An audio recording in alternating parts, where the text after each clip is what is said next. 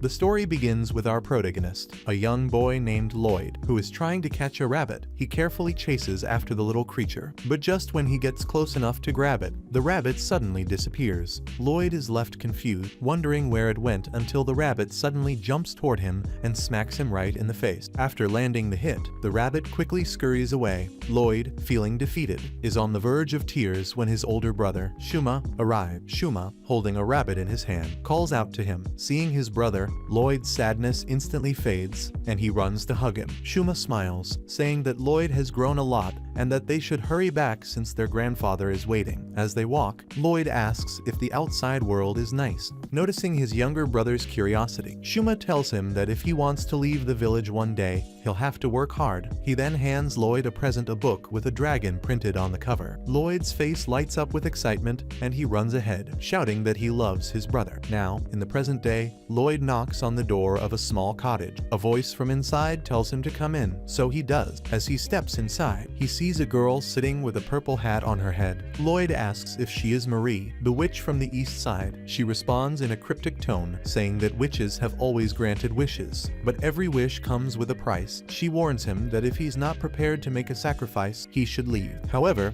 Lloyd remains still. Seeing his determination, Marie stands up, points at him, and asks what wish he is willing to sacrifice for. Lloyd confidently introduces himself as Lloyd Belladonna, explaining that he came from the countryside to become a soldier and is hoping to stay with her for a while. Marie is about to repeat her usual warning about sacrifices, but before she can finish, Lloyd interrupts, saying he's fully prepared to make one. His response annoys Marie, and she yells at him, telling him to find an inn or check a bulletin board for opportunities to become a soldier. Turning away from him, she grumbles about being a witch, not an innkeeper or a job recruiter. Then, still irritated, she asks him where he's from. Lloyd answers that he's from a place called Conlan. Marie is about to tell him to leave again, but she suddenly freezes. The name Conlan sparks something in her memory, and just to confirm her suspicion, she asks him the name of the village chief. Without hesitation, Lloyd replies, Alka. Immediately, he hands her a crystal, explaining that he was asked to show it to her. Marie is startled at the sight of it. Before she can even react, the crystal begins to glow, casting a symbol onto the ceiling. Suddenly, an image appears on the table. It's none other than Alka herself. Marie instantly bows in respect. Alka tells Marie that she sent Lloyd to her care and asks her to look after him, calling him a very precious child. Marie wants to ask Alka something, but before she can,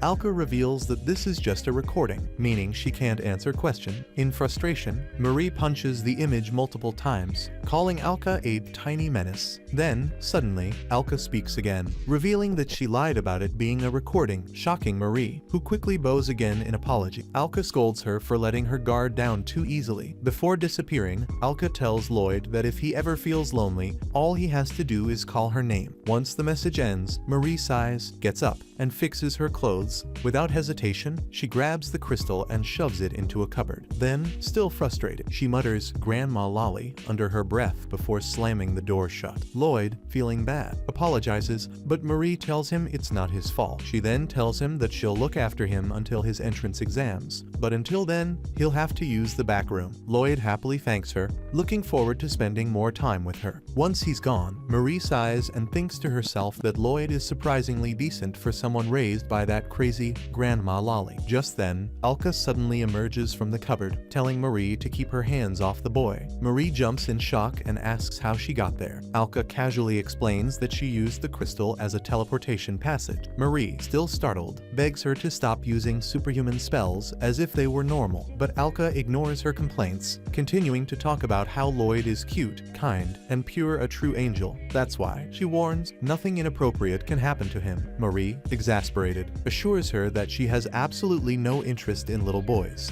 Alka then smirks and comments that Marie has called her Grandma Lolly a lot today. Because of that, she's placed a misfortune spell on her. Before Marie can react, Alka vanishes. When Marie tries to stand up, she suddenly stumbles and falls flat on the ground, cursing Alka under her breath. She complains about how using ancient runes recklessly could one day destroy the world. Unable to move, she stays at the table grumbling until she eventually falls asleep. The next morning, she wakes up to the sound of sizzling food and realizes that she's covered with a blanket. When she looks up, she sees Lloyd, who greets her with a cheerful "good morning" and tells her that he's using her kitchen. He hands her a beautifully plated breakfast. Marie stares at the food for a while, causing Lloyd to ask if she doesn't like pancakes. She snaps out of it and quickly reassures him, saying that she actually loves them, and thanks him. As they eat, Marie casually asks why he wants to become a soldier. Lloyd explains that even though he's the weakest in his village, not even strong enough to collect firewood or fish, he's always admired the hero from a romance novel he read. Because of that admiration, he decided to pursue the path of a soldier. Marie, amused, tells him that being a soldier requires strength. Lloyd nods, admitting that he doesn't have much energy. After all, it took him 6 days just to get here. Marie laughs, saying that's actually the right amount of time since Conlan is so far away. She assumes he must have taken a train. However, Lloyd corrects her, saying that he actually ran the entire way. Marie is completely shocked, but Lloyd humbly adds that his grandfather would have made the trip in just 3 days. She asks him if he's seen any monsters along the way, but he denies it, saying that he's only seen a few giant animals. Marie says that those are monsters, but he laughs and tells her that he can tell the difference between monsters and animal, and that monsters are the ones who keep saying they're going to take over the world. Finally, Marie exclaims that it's the demon lords who say that. She knocks on the table, making the coffee spill on her face. Lloyd wipes her face while she tells him that he is very strong. He thanks her by saying that she is a very kind woman. Suddenly, she realizes that her skin feels incredibly soft. When she looks in the mirror, she notices that her skin looks even more beautiful. Lloyd explains that this is a trick he learned using a certain rune, which perfectly cleans any imperfections. The witch laments that this rune is called disenchantment and that she spent 3 years trying to learn it. Then, to shock her even more, Lloyd casually mentions that he also knows how to make it rain. Marie freaks out, exclaiming that this is not a simple spell. She then hits her head against the wall in frustration. Lloyd, concerned, asks if she's alright, but she tells him that the first thing she needs to teach him is how to understand what is common and what is not. Later, while walking through the city, Lloyd notices that it's unusually crowded. He assumes it's because of the selection of the best soldier. As he moves through the streets, he overhears some men talking. They mention that there are apparently some spies undercover, and that someone is planning to send monsters into the city. Lloyd quickly realizes that he was getting distracted by their conversation and reminds himself that he needs to focus if he wants to do well in his first task. Nearby,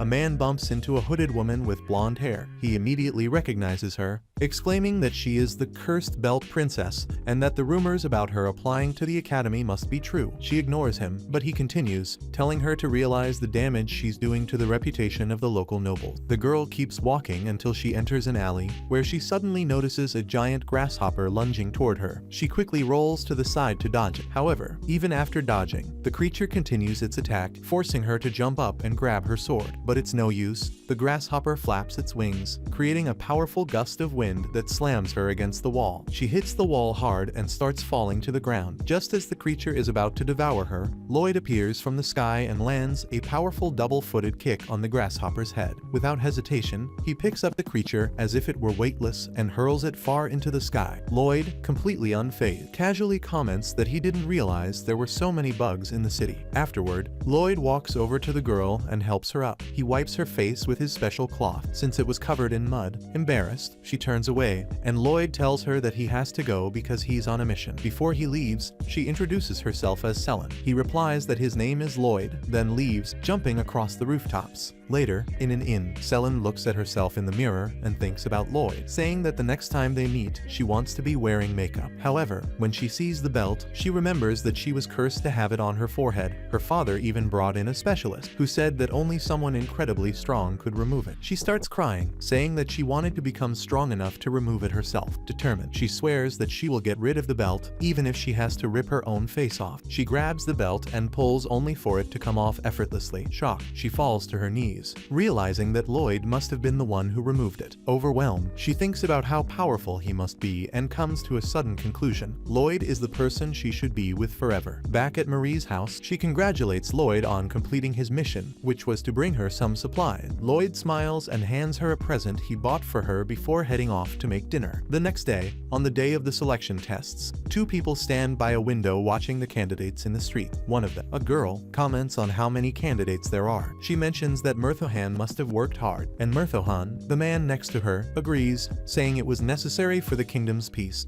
After all, relations with the neighboring city are bad, and the princess is still missing. Because of this, the stability of the nation depends on military strength. The girl agrees but questions whether this isn't too risky. She looks out of the window, her gaze locking onto Shuma, the one-armed mercenary. Murthohan says that, at heart, she's just a mercenary, and with the right contract, she wouldn't be a problem for the kingdom. The girl asks what kind of contract he has in mind, and he responds that it will be one that clears her name. She sighs but is soon distracted when she hears Allan, the eldest son of a noble family, arguing with Selen, the cursed belt princess. As usual, Selen completely ignores him, even going so far as to cut her hair on the spot. Murthohan remarks that Allan is very ambitious and notes that Selen accepted his invitation without hesitation. Meanwhile, Shuma continues scanning the crowd, assessing the candidate. She acknowledges that there are many strong contenders, but she knows she has to face reality. Her gaze finally settles on Lloyd, and she immediately senses that something is off. On the surface, he looks like a totally ordinary boy, but deep down, she's certain he's not ordinary at all. One wrong move around him, and she could easily end up dead. Lloyd, lost in thought, mutters to himself about being nervous. This startles Shuma, who instinctively takes a defensive stance. Lloyd notices this and casually compliments her arm, completely unaware of the tension he's causing. Shuma freaks out even more. Lloyd, realizing he might have startled her, apologizes for talking to her so suddenly and introduces himself. Shuma, still in fear for her life, quickly introduces herself, but before she can even process the situation, Selen suddenly appears and shoves the mercenary against the wall. Eyes burning with passion, she locks onto Lloyd, radiating overwhelming energy and love, calling him Mr. Lloyd multiple times. She stares at him with admiration. Lloyd, recognizing her, asks if she's the same person he met the other day. Without missing a beat, Selen instantly confirms it, declaring that she is at his service. Lloyd asks if she wants to be a soldier too, and Selen replies again that her body is completely his.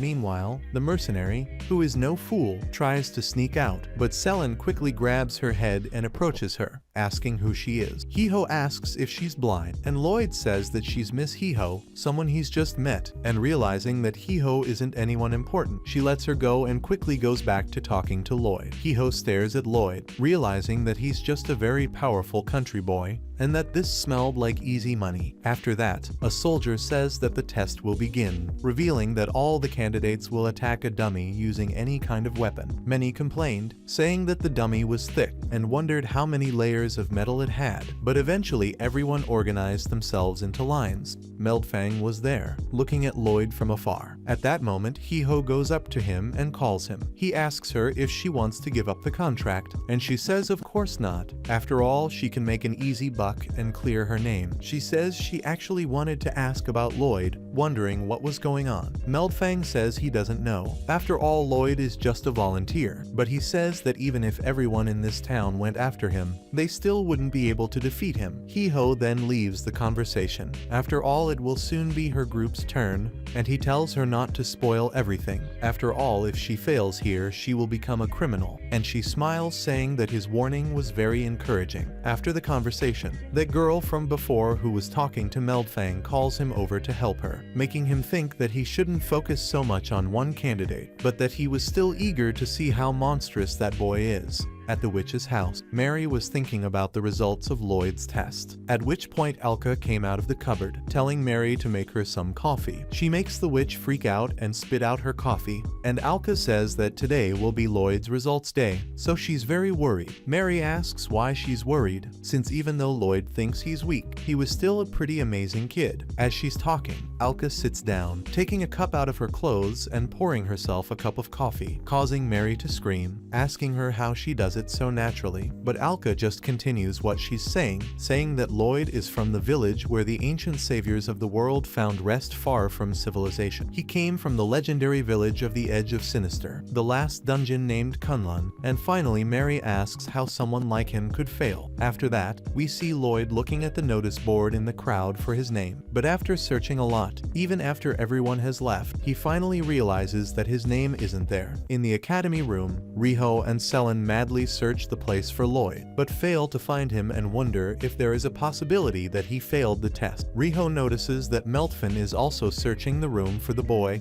and is even looking through the papers to see if he can find his name, until her colleague calls out to him, signaling his turn to speak. Meltfin, still confused, starts talking a lot of nonsense, resulting in his colleague knocking him to the floor. The woman then talks about their main focus, which is to find the missing princess, and while the woman talks, the three worried about Lloyd continue looking for him. Meltfin now can't imagine his military forces without that boy. Hiho is sad because she lost the fake money, and Selen is sad because she lost the love of her life. They worry about this until the woman tells them that whoever finds the princess has the right to ask for anything they want, and that's how the three of them figure out what to do. Meanwhile, Lloyd is on the street, depressed, walking around while thinking that it's sad that he failed, but he knows he's weak, so this result was to be expected. After all, he failed the written test and the martial arts test. He continues walking until he sees a poster advertising a job vacancy. Just then, a giant stork attacks him, but with a simple punch Lloyd throws the creature away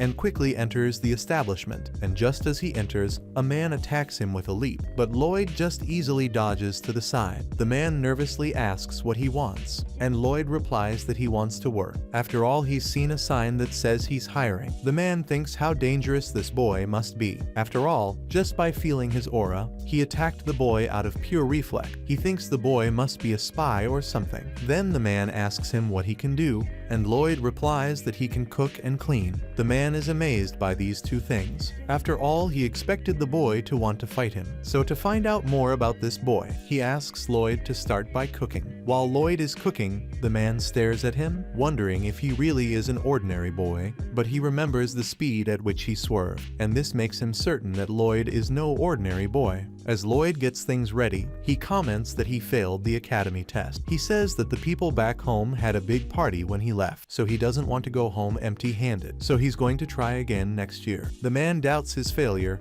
After all, there's no way a boy with such a monstrous aura could fail an army exam. The trio who were worried about Lloyd end up taking a look at his answers on the written test, and Meltfin asks what that was. After all, he seems to have just scribbled or drawn on the test. Selen wonders why Lloyd drew that, until Melfin's colleague comes in and hits him with her fan, asking if he's still joking, and then she says she wants to know who this Lloyd guy is. Selen shows her the proof and says that he's a unique individual who can't contain his artistic impulses, referring to his drawings, and Hiho reveals the woman's name, calling her Corin, and saying that Selen is the only idiot there. Corin looks at the proof wondering what it is, and suddenly she is struck by something. Meltfin says that the boy deserved to fail, but Corin says that those are ancient runes. Everyone is in doubt about what they are, including Meltfin, and this makes Corin hit him. She says that he sent her to do some research, saying that it would be of great importance to the nation, and now he's acting like he didn't know anything.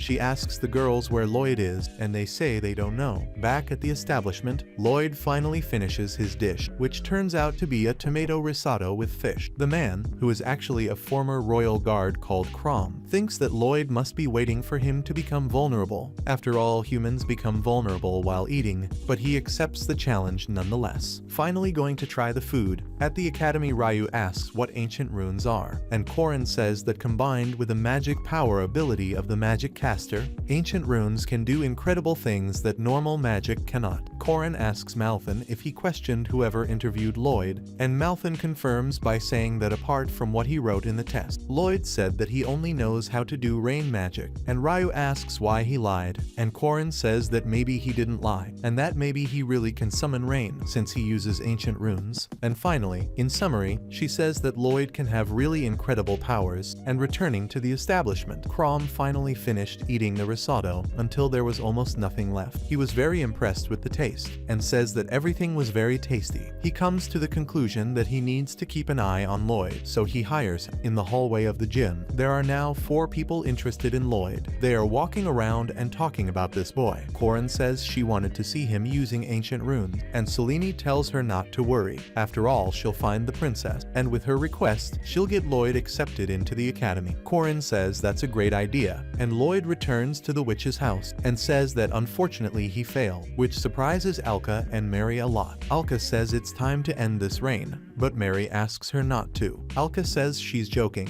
and that she'll only destroy 20% of the entire kingdom. Lloyd interrupts their conversation and tells Alka that he wants to retake the test next year, so he wants to stay with the witch a little longer. He also says that he'll pay her rent and reveals that he's even got a job. Mary says she doesn't mind him at all, but that the final decision would be up to Alka, who sighs and allows it because she can't say no to Lloyd. Lloyd is very happy and goes to cook dinner. After he leaves, Mary asks why Alka let him stay here, and she replies that she can't say no to such a cute boy. When Alka was about to leave, Mary asked her why she wasn't helping with the action since she was there. They were facing a lot of problems, and now would be a great time for her to help them. Alka then says that her people can only interfere if it's a bigger threat, and that with basic issues like this, they should fend for themselves. She leaves saying she'll be back soon, but Mary asks her not to come back so soon, calling her Grandma Lolly. Just then, Alka returns and says that she has cursed her again, and now every time she says Grandma Lolly, something bad will happen to her life. At that moment, Mary starts to feel a lot of cramps in her leg, and this makes her fall, and in her moment of pain on the floor, she calls Alka Grandma Lolly again, once again having a cramp crisis. In a rage, Mary takes the crystal that Alka used to return there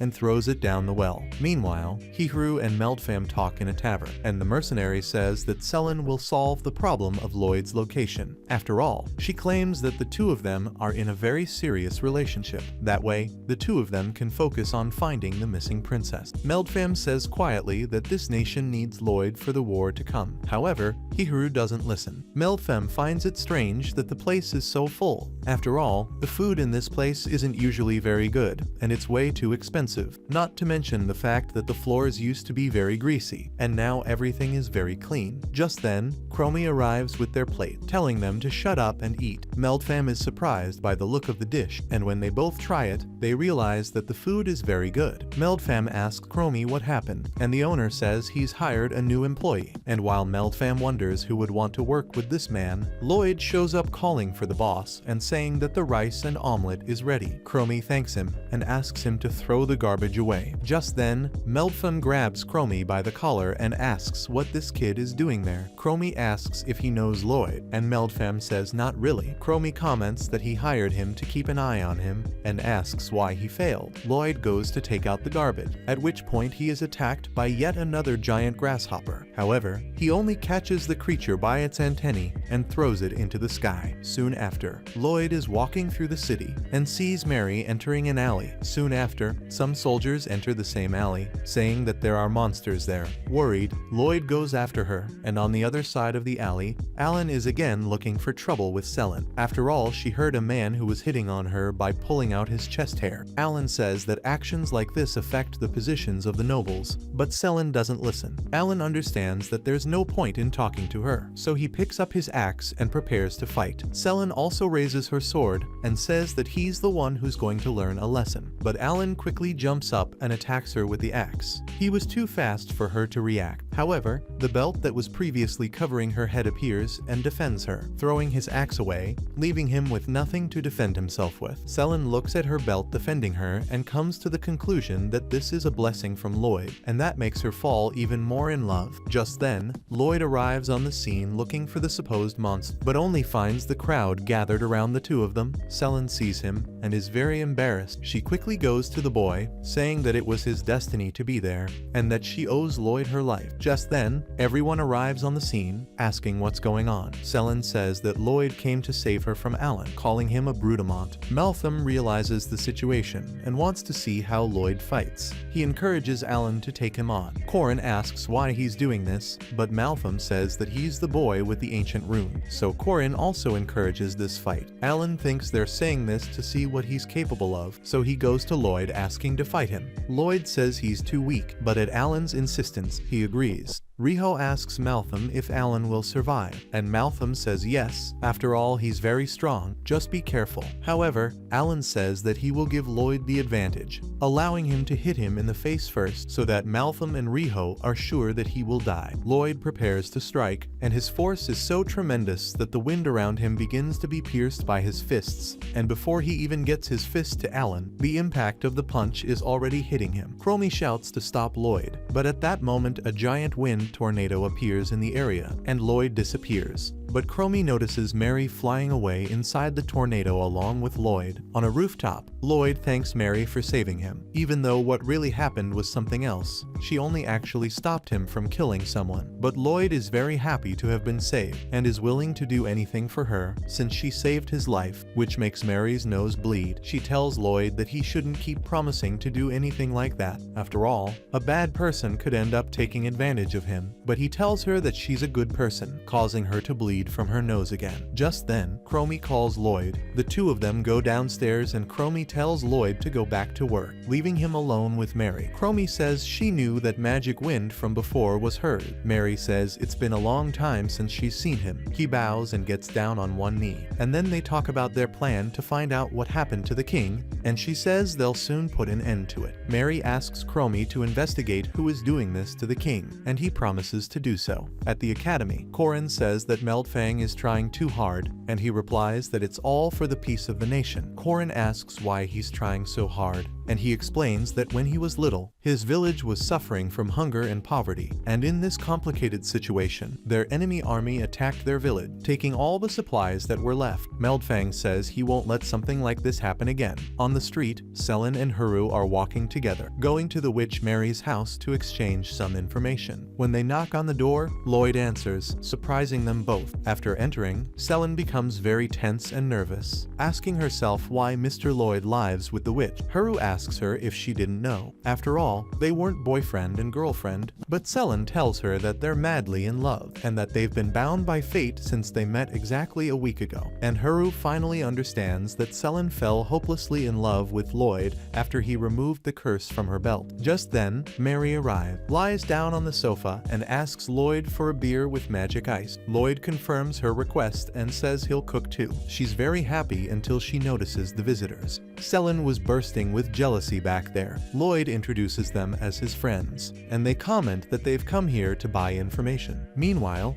Hiho realizes that her face is familiar, and Hiho hands her the photo of the princess, saying that she's looking for her. Mary says she doesn't know the whereabouts of the princess in a very nervous way, and so Hiho realizes she's hiding something, as she thinks she looks like the princess. However, Selen wants to ask Mary, so she asks her how long she's been living there, and so Mary replies that she's been living there for 2 years, making Selen so sad that she cries. Mary thought she was crying because she was royalty like her. After all, it's already clear that she's the missing princess, and living a hidden life like this is very frustrating. However, Selen was actually frustrated because she thought Mary was Lloyd's wife, so she asked to hear the truth from her. Confused, Mary says she'll tell her, and so they both speak together, with Mary saying she's the princess, and Selen saying she's Lloyd's wife. Mary replies that she isn't, and that at most she would be an aunt, making Selen very happy. But Hiho gets up, knocks on the table, and asks if she really is the princess. But Mary covers her face by saying that she isn't. And after this whole situation, they start again. Selen asks Mary if she knows the whereabouts of the princess, and Mary asks why she's not sure, and she says that she needs to find out in order to get Lloyd into the academy. Mary is pleased to hear that they are doing this for Lloyd's sake, and suggests exchanging information. She tells them where the princess is, while they protect the kingdom from all the dangers that lie ahead. But first of all, Hiho wants to know who the witch is, so Mary says that maybe they already know, and just as she's about to reveal her identity, Lloyd comes into the room saying that he already knows who she is, and he finishes by saying that she's the heroine of the kingdom who acts in hiding to save the people. He believes this to be true because he believes that she killed the monster those soldiers had seen before, and even saved him from that problem. He says he heard her talking about the kingdom's problems, and that's why he wants to help her. Mary smiles and says that she really Mary is a hero, but that Lloyd is too weak to help her. He says he's going to work hard, and she tells him that words are no use, saying that he has to work even harder if he wants to become a hero. Lloyd is affected by her words, but she continues to be tough, convincing him that he's too weak and that he can't do anything. He then goes to his room sad, and after all this, she asks for the help of the two girls to rid the royal family of the evil that affects them. She reveals that she is the princess of the kingdom of Azami, called Maria Azami. Haru thanks her for revealing the truth, but asks why she lied to Lloyd, and why she insulted him by calling him weak when he is very strong. Mary then explains that he's from a place called Conlan,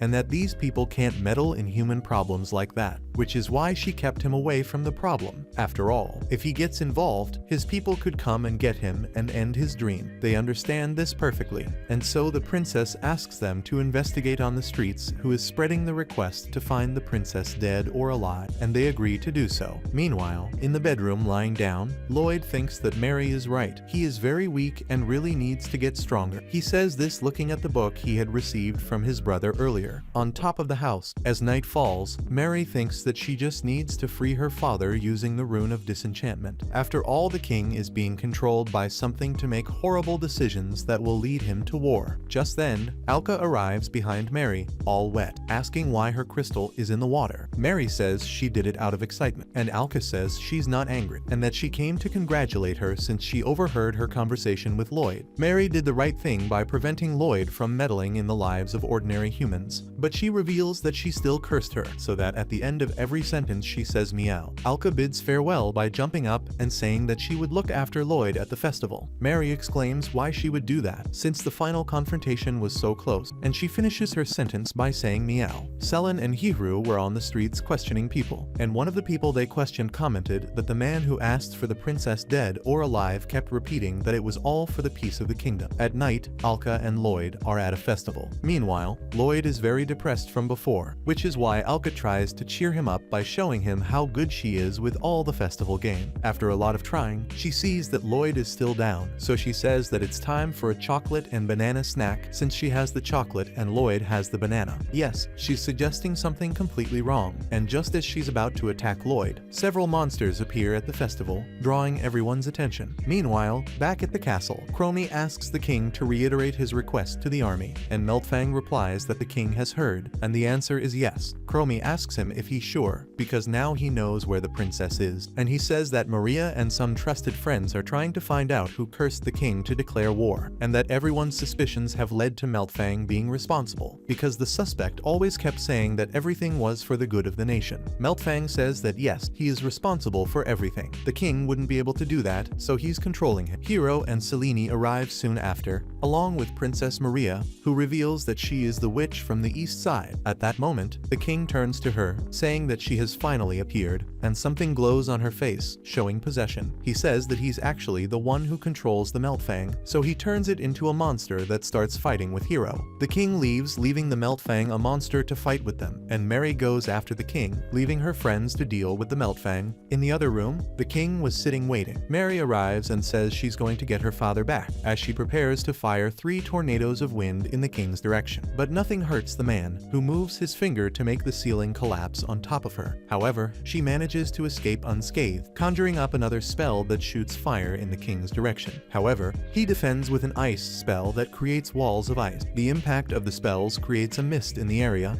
and Mary takes advantage of this distraction to advance towards the king and strike him, but the king says she's grown up, and seeing her father's face, Mary ends up weakening. Then she is caught by a spell from the king, who throws her to the ground. The king walks over to Mary, who is on the ground, takes her by the arm and breaks it. He says he's going to kill her right there, and Mary thinks she's really going to die. She thinks of Lloyd, saying that she can't die. After all, she hasn't apologized to him yet, so she picks herself up off the floor and persists, saying that she won't die. The king says that all her efforts are in vain. After all, the whole world will soon be in his hands, revealing that he is actually the Lord of Demons, Abaddon. Mary is surprised to discover that he is a demon lord. Meanwhile, on the other side of the screen, Lloyd punches the air, throwing several monsters away. Having defeated them all, he asks where the monsters are that are making everyone scream. He realizes that something bad is happening to Mary, and says that he will help her, even if she gets angry with him, even if he's weak, or even if something stops him, he has to do something. In the castle, Mary is a little unimpressed surprised to learn that her enemy is a demon lord. She remembers what Alka said about her people dealing with this kind of threat. She is indignant and complains that he didn't say it sooner. The demon lord finds this strange and simply says that he will kill her. But Mary now starts running away from him, making him run after her. She says she'll make him regret it. After all, she's running towards Alka and Lloyd, and the demon lord asks how she intends to do that when she's running. In the dark streets, Lloyd kills yet another monster and finds Allan hiding in a corner. Lloyd asks what he was doing, and Allan decides to tell the truth, saying that he was hiding. After all, he had never fought a monster before. Lloyd says he understands, and that the first monster he faced, which was even a demon lord, he felt the same fear, but the soldier he wants to be wouldn't be afraid, and that's why he persists. Allan asks if Lloyd really wants to be a soldier, and Lloyd confirms that he does, even though he failed the academy test. While Lloyd was talking, a monster appears behind him and attacks him, and Allan warns the boy by shouting at him to be careful, but Lloyd takes care of the monster with a single slap, throwing it on top of the other monster in the back, and so he continues to explain that monsters are scary. But Allan interrupts by saying that he blew up a monster very easily, and Lloyd asks which monster. After all, he sees these monsters as simple insects. Lloyd goes on to say that he could now move, and that although it was scary, Allan, being stronger than him, would be able to defeat the monsters easily. Having said that, he takes off running, and after Lloyd leaves, Allan walks through the streets thinking about what the boy had said, at which point he sees a monster in an alley. He reflects to himself that he is a soldier, so he lunges at the creature with his axe, managing to hit it on the head and killing it with just one blow. He thinks he can get used to it, until he looks up at the sky and sees a huge red rune, and he wonders what that is in the sky. Up above, next to the red rune, Alka realizes that these monsters are the work of a demon lord, so she can interfere, and creating meteors from the rune, she attacks all the monsters for getting in the way of her meeting with Lloyd. Meanwhile, in the castle, Chromie, Selen, and Hiho fight against the monster turned Meltfang, but they have a hard time. After all, Chromie tries to fight him and ends up being thrown against the wall with just one blow. Hiho then tries to tackle him, but can't, taking a kick so powerful that even if she defends herself, she can't take it, and is thrown against the wall too. Selen then comes forward, saying she's going to call Lloyd for help, so she asks the monster Meltfang to attack her. After all, whenever she's in trouble, Lloyd shows up, and she says it's fate. She also asks him to leave her a little naked, so that Lloyd can rescue her that way. After all, she wants to be in his arms with few clothes on. The monster attacks her, but the belt defends her very well, and the belt is very strong. Hiho asks Selen to hold Meltfang in the fight while she goes to fetch Lloyd, but when she arrives outside, on the castle balcony, she finds Lloyd. Lloyd enters the place of the battle, finds Selen, and says he's glad to see her doing so well. Selen runs up to him to hug him, but Lloyd turns around and asks Chromie if he's alright. At that moment, everyone explains to Lloyd everything that has just happened, and Lloyd says he has understood as he walks up to the monster, asking if it was really a soldier. At that moment, the monster runs towards him and attacks him with its claw, but Lloyd just pats it on the hand, and with another pat, he sinks the monster to the ground, telling it to stop, because he was having a serious conversation. He goes on to say that he is a soldier,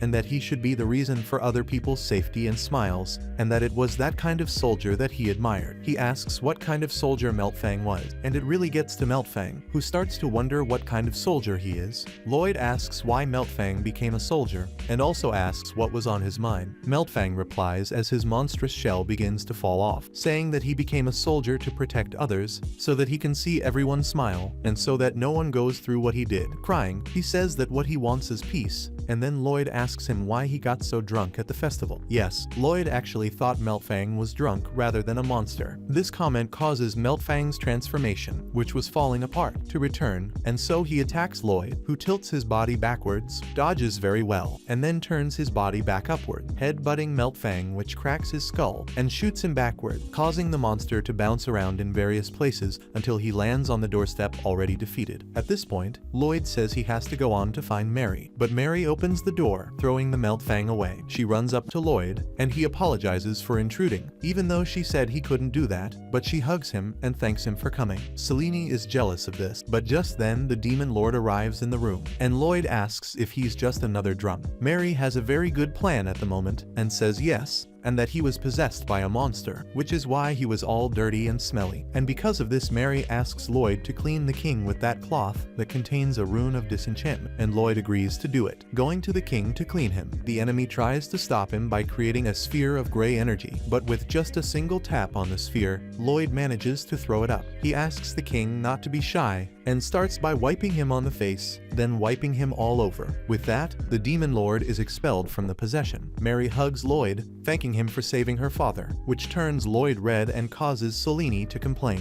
The next day, everyone starts helping with the damage the kingdom has received. Lloyd is looking at everyone and reflecting that it's good that everything worked out in general. Just then, Shoma, his older brother, appears and Lloyd happily runs up to him, jumping up and giving him a hug. His brother asks what Lloyd is doing here, and Lloyd replies that he came to become a soldier. Shoma says that he only came to deliver some goods, but he heard that he had defeated a Bat-Kun, so he congratulates him. But before he can talk anymore, Alka arrives, making Shoma disappear. Lloyd tells Alka that Shoma was there until now. While at the gym, Chromie and Corin are walking together in a corridor, talking about Melf. Corin is worried about him, and Chromie teases her by asking if she's worried about his love interest, making her nervous, so she kicks him in the privates, then tells him that she's his superior, so he needs to measure his word. She then says that the royal family has decided to take Meltfin to the outskirts to do hard labor, and as Corin speaks the last sentence, we see Meltfin running from a giant rabbit, until he is saved by Alka, who finishes the rabbit off with a two-footed blow. Alka goes up to him and tells him to stop hunting. After all, he's going to work in the wheat fields now. Now Alka and Meltfin are walking in the farm's wheat field, and Alka comments that in the past, a locust demon lord caused an entire nation to starve, so she used the runes to create wheat and distribute it throughout the nation. But she got tired of doing that, and now just left all the wheat growing there. Meltfin remembers that when he was a child, someone distributed wheat for free, and so he comes to the conclusion that it was her. Alka says she wants him to look after the wheat for her, and he happily accepts. At the witch's house, Alka enters Lloyd's room, who is changing his clothes, shirtless, and at the same moment, she uses her crystal to activate the recording mode, but Mary takes her out of the room and closes the door. Mary asks if Alka would like Lloyd to become a soldier, just to see him in uniform, and Alka says yes. After all, it would be lovely to see him like that. After that, they walk around the house, and Alka asks if she's going back to the castle after all this.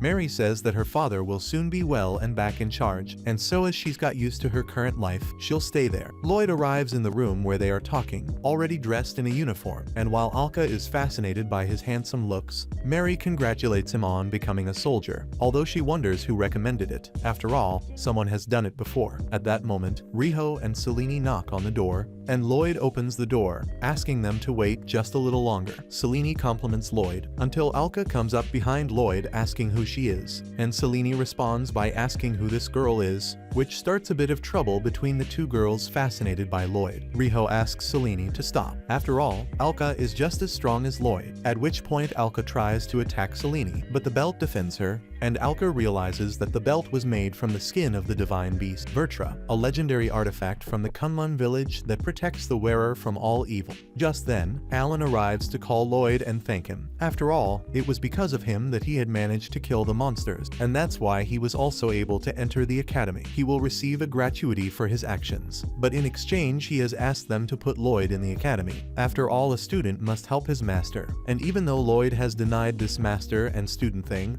Allan will keep trying. They all start talking at the same time, making Mary nervous, who grabs Alka and throws her in the closet, calling her Grandma Lully and telling her to go home, so she asks them all to go to the academy straight away, and so they all leave happily together for the academy. This brings us to the next episode, where Lloyd is looking at the stars in the night sky, while riding in a carriage with Mary and Chromie. Mary thanks him for coming, and he replies that he can do a simple job of picking up garbage, so he'll do it all quietly, but in fact Mary lied to him by telling him that it was just a job of picking up garbage, but the job was something deeper in itself. They arrive at a sword embedded in a rock, and the owner of the place asks them what they're doing there, saying that the sword couldn't be taken away. After all, only someone with enough magical power to dominate the whole world could do that. However, While he was talking, Lloyd took the sword and put it away as if it were nothing. The man was perplexed to see that a simple boy had ruined his entire business. The sword was what attracted people to his hotel and other establishments, so they leave in the carriage, while Chromie asks Mary what they're going to do with that sword. At the gym, all of Lloyd's friends look tired from training, except for Lloyd, who seems very excited. Hiho says she's discouraged because the class is now going to be about earth magic, but Corin comes into the room saying that it's actually going to be practice because of the inter-school match against another academy. Allan comes in and says that this is an annual event, and that so far Zami, their nation, has been on a long losing streak, but Corin says that this year they will definitely win. At the training camp, Corin explains that there are 3 main types of magic: the one where you pronounce words, the one where you write pictures and texts, and finally the one where you use magic stones and staffs. After that, she says it's time to practice, and positioning an anti-magic mannequin, she asks everyone to start, and using a pronunciation spell, she tells the mannequin to burn to ashes. Then she fires a fireball at the mannequin, and Hiho does the same, but her fireball is a bit stronger. Corin congratulates them both, and when it's Lloyd's turn, he gets the quote wrong, saying chew instead of burn, but he still fires a much bigger fireball than the other girl, missing the mannequin, but hitting the back of the doll on its side, burning part of the surrounding forest. Lloyd apologizes, but Corin doesn't care. They continue training, with Lloyd always exaggerating his magic to a much higher level, until when he conjures a wind spell, the mannequin is torn apart, and so Corin tells Lloyd that he can't take part in the inter-school event. After all, he could end up killing someone unintentionally. A little while after training, while Corin is having a drink in the shade of a tree, Selen comes up to her, asking her to teach her healing magic. After all, Corin specializes in this type of magic. Selen comments that she wants to learn it to help someone very important in the fight, Lloyd, and thus have a more intimate kind of physical contact. Ryu says she needs to be careful when using healing magic. After all, if she heals someone with an intact wound, she could end up making things worse. But people are coming up saying they're interested in healing magic, as are Allan and Lloyd. So Corin suggests special healing training, but they need a wounded guinea pig,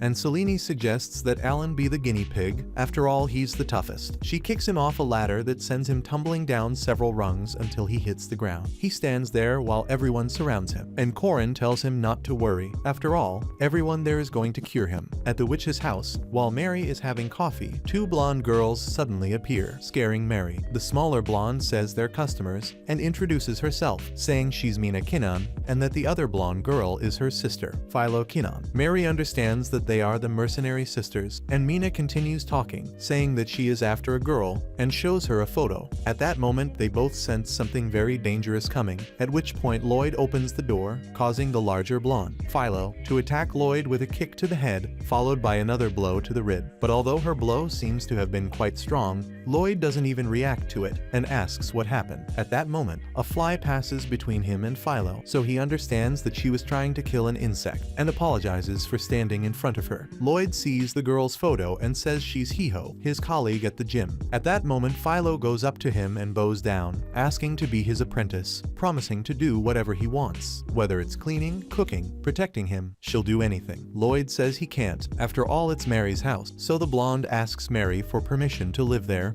and Mary, under pressure, lets her. Philo says that now she's going to rub his back while she takes off his shirt, but Mary kicks them both out of the house while throwing salt on them. Lloyd expresses pain and says that perhaps Philo has broken one of his ribs, but he says it's okay, because in about 3 hours, his bone would have regenerated. Lloyd leaves saying he has to make dinner, and Mary reflects to herself that she still needs to get used to Lloyd's power. After all, she lives with him now, and she gets very excited while thinking about it. Just then, Alka suddenly appears, saying that she heard about Mary's trip to Sacred Sword Village with Lloyd. Mary says she went there to do some work, but Alka asks if she took advantage of Lloyd's smile, and Mary confesses that she did, which infuriates Alka, who quickly turns Mary into a butterfly. Lloyd then arrives asking where Mary is, but Alka evades the subject by asking what he's making for dinner tonight. Later, the butterfly goes to a room in her house, where she finally manages to return to her original body, but she is now naked, and while she is complaining about what Alka has done to her,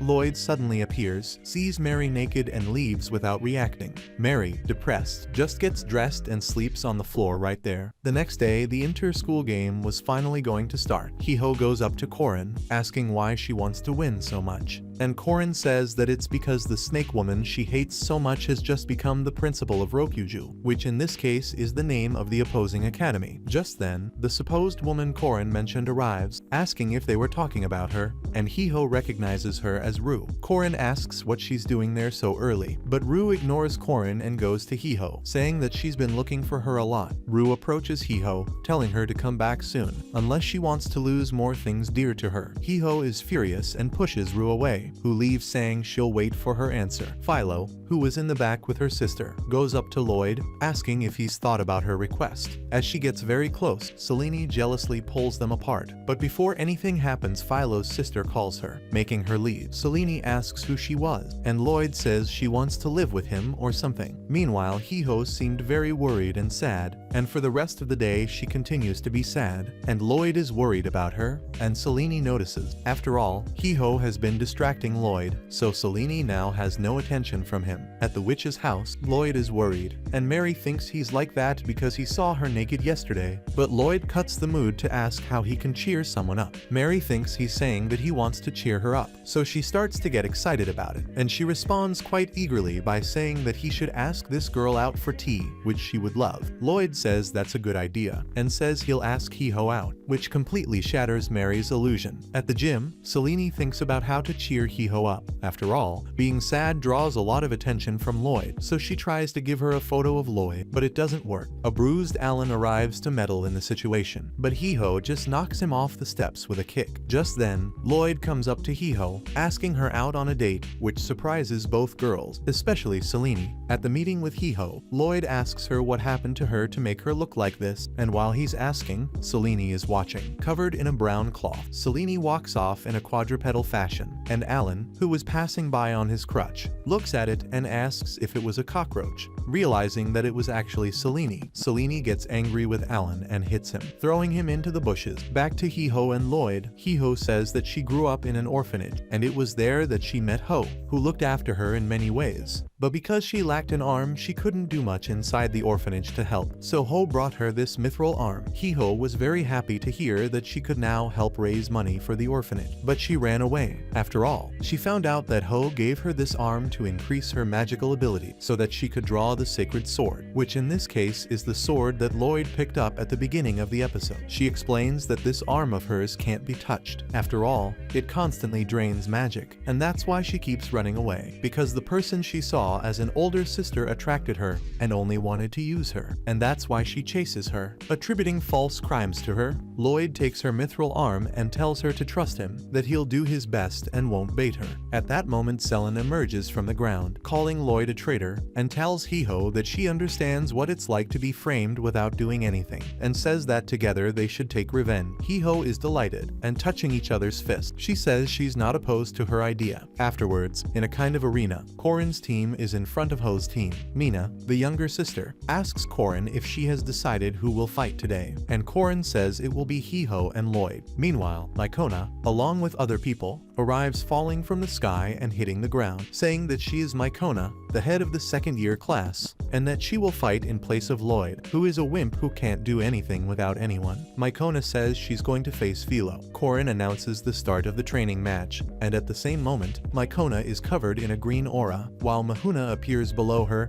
enhancing her abilities. Philo raises her right hand to the side, while Mahuna charges in as well. Mycona jumps towards Philo with a fireball, but Philo just rushes in and shoots a huge wave of water at her opponent, knocking her out of the arena and into the wall, immediately winning the contest. Later, Mycona goes to the witch's house and asks Mary to help her. Mary helps her, and while she comments that it's been a long time since she's been there, she also makes Mycona a cup of coffee and serves it to her while Mycona stays quiet, focusing on enjoying this moment with Mary. We then discover that she has some kind of affection for the witch. However, just then, Lloyd arrives, and Mycona sees the two of them getting close, feels jealous, and runs out of there in the rain. The next day, the official event would begin, with Azami's team on one side and Rokujo's team on the other. Riho goes to Roll, saying that she has become a greedy snake, and Roll says that she will regret regret this and threatens the orphanage, but Hiho says that she will protect the orphanage. At that moment, Chromie announces the prize for the winner of the tournament, which is the legendary sacred sword, which leaves the two women, Hiho and Roll, completely shocked after all the trouble between the two started because of that sword. Before the inter-school match begins, Hiho is about to hit Chromie for putting the sword up as a prize. Corin asks why she cares so much about the sword, and Selen explains everything to her. At this point, Roll says that she will now become a student of combat, and says that she is even willing to kill for the sword. Corin then says that she's going to let Lloyd take part, because if they're going to break the rules, so is Azami College. Finally, Hiro asks Corin to teach her healing magic. At the witch's house, Alka argues with Mary, who pretends to be going out shopping, when in fact she was going to see Lloyd's fight at the inter-school event. Mary then asks her how she always knows things, but at that very moment Crystal notifies her that Alka's village needs her. Alka says she'll have to leave, but curses Mary so that she feels a stomach ache every 10 minutes. She says that she will only remove this curse if Mary crawls in front of the crystal ball and apologizes non-stop. Once this is done, Alka goes into the closet, disappearing completely. Mary runs to the bathroom, complaining that Alka is using ancient ruins again for trivial thing. The three selected are in front of each other in the arena. On Azami's side are Selen, Lloyd and Hiho, and on Hokuju Academy's side are the two mercenary sisters and Roll. The judge explains that the first team to get 2 wins wins the event. However, everyone can only use magic. No physical attacks such as punches or kicks are allowed. The first battle begins between Selen and Philo. Philo haphazardly conjures up a lightning spell, firing it in Selen's direction. But the Princess of the Belt, which in this case is what Selen used to be called, is confident that her belt will defend her. However, the belt doesn't even react, forcing Selen to jump away from the magic. Selen starts arguing with the belt about why it's not reacting, but the belt just keeps quiet. Selen then asks if he isn't reacting because the enemy poses no threat to her life. Not that the enemy isn't strong, but that the enemy itself doesn't intend to kill her. And while Selen is arguing with her belt, Philo fires several spells, forcing Selen to dodge them all, until Philo uses a bigger spell, which summons a cloud that shoots a gigantic bolt of lightning towards Selen. At this point, Selen wouldn't be able to dodge, so she just shrinks back. It is at this moment that the belt finally acts, defending her from the lightning. Selen is now convinced that she has mastered the belt, and defends herself against any magical attack from Philo, and then manipulates the belt so that it grabs her enemy and takes her to her. But at that moment, the judge shouts that Selen has been disqualified. After all, the belt counts as a physical attack, so it was their first defeat. The next fight would be between Lloyd and Mina, his little sister. Mina is already preparing to cast a spell that traps Lloyd's head in a water bubble. Her plan is to make him lose due to lack of air, but 5, 10, 20 minutes go by, and Lloyd doesn't fall. Mina says he's cheating, but the judge checks Lloyd, who is doing very well. Mina gets angry and cancels the spell, performing a worse and bigger spell, where she creates a huge water vortex around Lloyd, trapping him in the water again, and meanwhile she starts reciting another spell, which although it was a long quote, the spell she used before on Lloyd would hold him down. However, Lloyd clearly sees what she's doing and decides he's not going to let her. He casts a wind spell that creates a tornado against Mina, throwing her against a wall and knocking her out immediately. Everyone starts to think that Lloyd won because he overheated Mina, this being a mere excuse for Lloyd's great power. And so now the two academies are tied, and the last fight was between Heel and Roll, and the two start firing several fireballs at each other non-stop. They keep at it until they stop firing together, and Roll says that the next blow will be her last. She advances towards Heel at high speed, and quickly manages to remove Heel's mithril arm, bringing her to her knees. Heel asks what she's done, and Roll says that since she put it on, she can take it off too, and that now, without her arm, she can't do anything. However, Heel smiles and says she was just waiting for her to get close and drop her guard, so she attacks with a punch that generates fire magic, exploding at point-blank range in Roll's face. The blow is powerful and sends her enemy rolling to the ground. Heel then reveals that she planted a magic stone inside her arm and used healing magic to leave it there, so that she could use it as a surprise blow. Heel says she also used a delayed healing spell, which in short, makes the healing act moments after the execution, healing her arm that had been injured in the explosion. Finally, Heel approaches, performing the high-class magic incantation, making her enemy so nervous that she ends up fainting right there, and Heel laughs at her, revealing that she can't use high-class magic. and that her final spell was just a bluff, and so Azami High School win. After her defeat, Roll remembers when she was little, and how it all began, and how she climbed step by step to get where she is. She wakes up startled to find her students in her room. Mina was there too, still passed out from the fight with Lloyd. She asks the whereabouts of the sword, and one of them replies that it's with a witch of the east side, a witch who lives with a kind of younger brother, whom she is overly protective of. Roll tells Philo to go after this supposedly important person for the witch, so that they can negotiate an exchange for the sword. Arriving at the witch's house, Philo sees Mary worshipping a crystal, and Mary was only doing this so that Alka would cancel the curse. Just then, Mary runs out with a tremendous stomach ache, and Philo, having seen this scene, comes to believe that the crystal is very important to Mary, so she takes the object with her, leaving a certain letter for Mary to read. A little later, Lloyd arrives at the house carrying the sword they won at the event, but only finds the star he gave her as a present, and as she never takes it off, he becomes even more worried. Lloyd notices a letter on the table, and on reading it, he thinks that they have taken Mary, and that they intend to exchange her for the legendary sword. So Lloyd goes to the meeting place, but as he's leaving, Allan appears at the door, saying that he also has problems with hemorrhoids. It turns out that Mary probably called him to help her with her stomach ache. Meanwhile, in the tower where Roll is, Philo asks if that's what she wanted, and Roll sighs, saying that it obviously wasn't, but she couldn't expect much from Philo in that respect. Just then, the two hear someone shouting outside, and when they look out of the window, they notice Lloyd and Allan running down the street. Philo gets excited and jumps up to them, challenging Lloyd to a duel to the death. Lloyd doesn't seem to want to fight her, but he realizes that he has to in order to find Mary. He accepts the challenge, and then suggests an arm wrestling duel, as this was a common custom among the people of his village. Philo accepts, and so Lloyd throws the legendary sword to Allan, entrusting him with the possession, since Philo's problem was with Lloyd. Philo and Lloyd kneel down in front of a box and link hands, starting the arm drop, which creates an absurd wind in the area, even breaking the ground. Allan runs out of there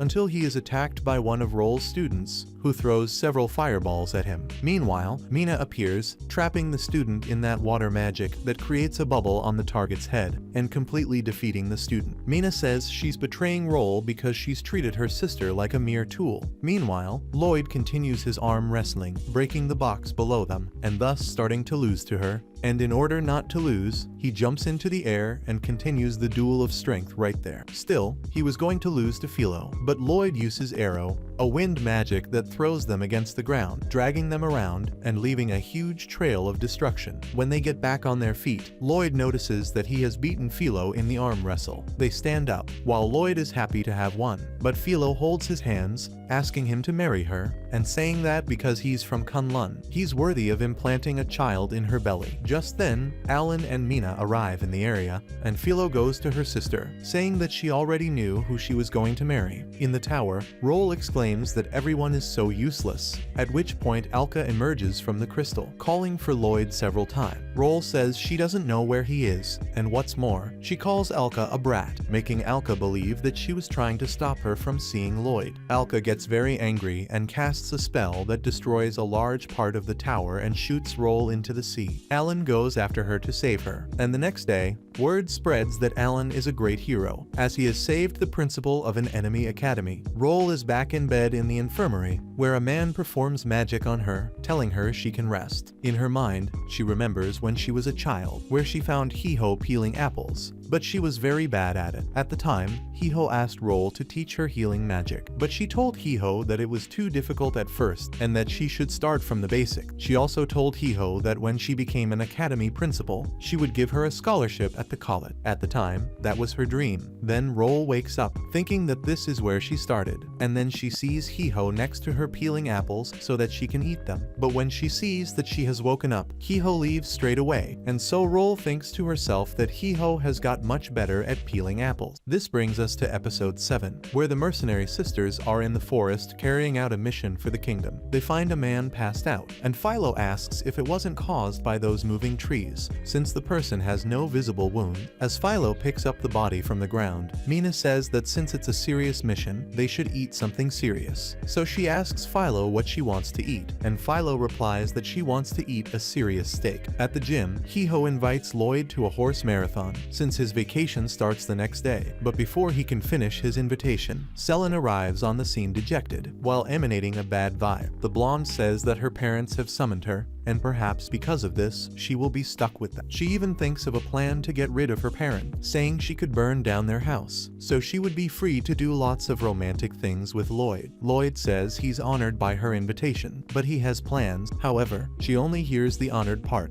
and so begins to imagine all the things he wanted to do with her, like marriage and other things. Just then, Allan arrives. He mentions having made plans with Lloyd as an apprentice, but since they've asked him to marry them, he won't be able to carry out what he planned. He continues talking about the good things that have happened to him, but the girls grab Lloyd and leave, saying that Allan just wants attention. Arriving at the witch's house, Lloyd finds Mary and Alka arguing over who would stay with Lloyd on vacation, but Lloyd says he's going to work in a hotel on vacation on Chromie's recommendation, and although they want to go, Lloyd says he wants to do it alone because he wants to show that he can survive without anyone's help. Meanwhile, the hotel owner was waiting for Lloyd, at which point he felt a dark presence approaching, until Lloyd came up behind him, greeting him, saying he was the person Chromie had recommended. They go to the hotel, and Koba introduces himself, saying that he is the owner of the hotel, but that he used to be an important soldier in the army. After showing much of the hotel, Koba says in the corridor that strange things are happening there, like people suddenly falling into comas. Lloyd says that as he is also a member of the army, he could use his help to solve this problem. They finally reach a room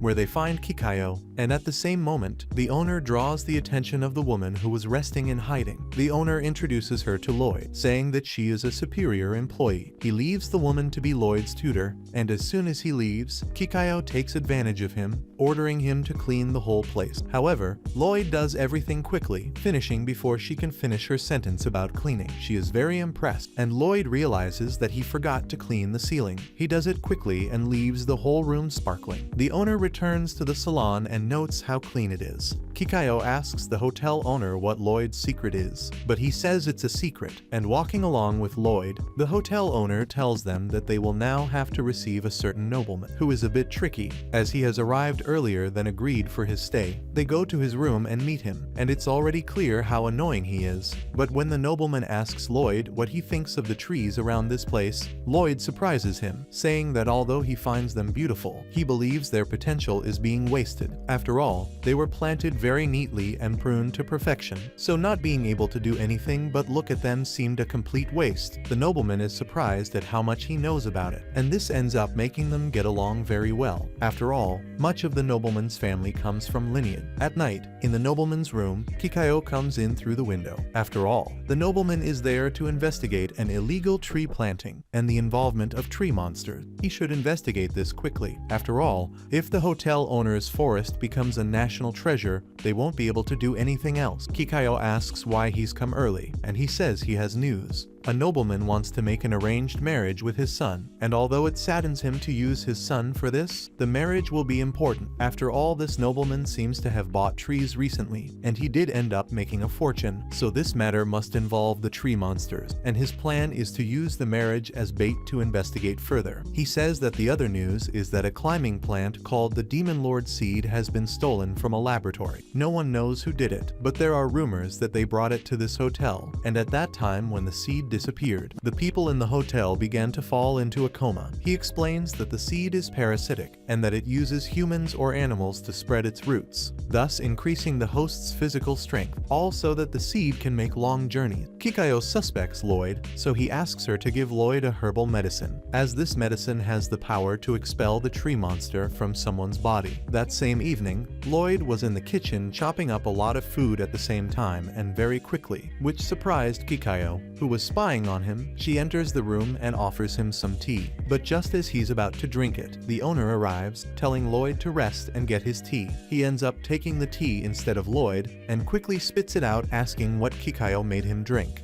but she just jumps out of the window, saying that he had found out everything. After she jumps, the hotel owner thinks that the strange incidents started happening only after she was hired. The owner doesn't know what she's up to and decides to check it out. The next day, Hiho is at the hotel where Lloyd Lloyd is working. Obviously unaware of this, she asks on the phone for a certain special massage, so Lloyd goes to her to do it. She then finds out that Lloyd's plan was to work there, and while they talk, Lloyd arranges the bed for the massage. Lloyd explains that something strange is happening at the hotel, which is why he's investigating. After they've finished talking, Lloyd asks if he can't start the massage, but Hiho says no. After all, she was embarrassed to imagine Lloyd touching her. Lloyd is sad, thinking he's not good enough, but before Hiho can explain further, they hear some shouting. Meanwhile, in a carriage, Selen and her father are coming to the same hotel. Selen asks what he wants to do there, and he says he just wants to find a place to talk to his daughter, since they haven't spoken for a while. When she arrives and enters the hotel, her father reveals that he wants her to marry a nobleman's son, Allan. Selen is clearly annoyed by this and refuses, but her father doesn't listen. In the dining room, they meet another nobleman named Taranini, who says that his son will come soon. Meanwhile, Selen reflects on not wanting this. After all, she loves Lloyd,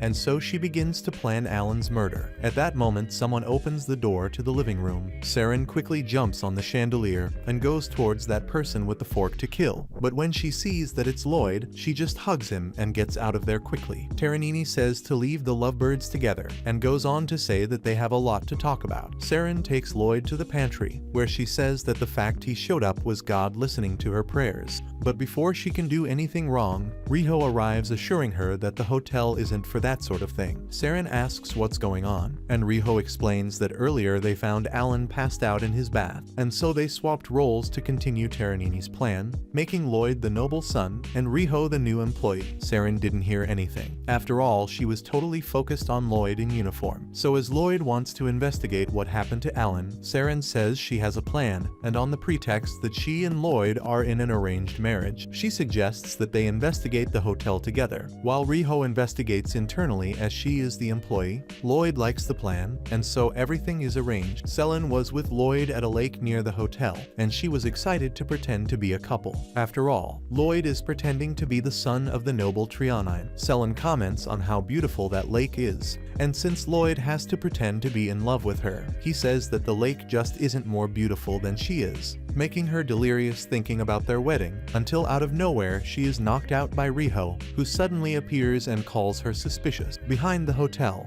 Hiho asks Selen if she remembers what her objective is, and although the blonde just wants to spend time with Lloyd, she says it's to investigate. Just then, Shoma, Lloyd's older brother, arrives carrying something. Lloyd goes up to him surprised, introducing him as his older brother to his friend. Hiho seems to sense something strange coming from him, but she quickly understands that he is very powerful since he comes from the same village as Lloyd. Shoma explains that he is there to deliver several incendiary bombs, which have been requested, and after he leaves everything there, Shoma leaves. Selen quickly pulls Lloyd away, leaving everything with Hiho. She says she's going to investigate, but in reality she's just taking advantage of the opportunity to spend several romantic moments with Lloyd. Now in a canoe with Lloyd, Selen tells him that she never imagined she'd be on a date like this. Because of her belt that was on her face, she comments that her father tried to help her in every way, but to no avail, and she is very upset that now that her belt is finally off, what her father wants most is for her to marry Allan. She says that her life would be much better if she just stayed with Lloyd, and that Allan isn't even good enough to marry her. But Lloyd says that it's not like that. After all, if it wasn't for everyone else, he wouldn't even be a soldier. But Selen responds with a smile, saying that Lloyd helps others without realizing it, and that's why everyone around him wants to help him. He's pleased to hear that, and asks her to keep what he's just told her a secret. After all, the fact that he's useless is a bit embarrassing. She is excited to have a secret with him, and moves the boat, almost causing it to capsize. But Lloyd picks her up and takes her to the riverbank, all in less than a second, preventing them from getting wet. While the two of them were together, Kikayo was watching from afar through a pair of binoculars, just waiting for an opportunity to try and get close to Lloyd, all in order to apply the cream that would remove the demon lord's seed from him.